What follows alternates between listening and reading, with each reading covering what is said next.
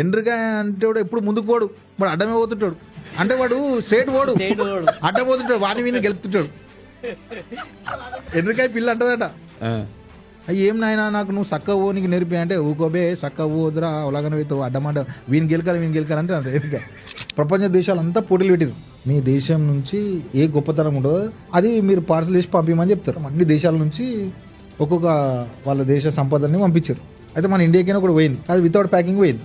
అరే ఏంది ఇండియా నుంచి వచ్చింది, దీనికి వితౌట్ ప్యాకింగ్ వచ్చింది. ఇంటర్నేషనల్ మీడియాస్ అన్ని పోయి చూస్తున్నాడు, ఏమే అందులో పోతే అందులో ఎంట్రికాయలు ఉన్నాయి.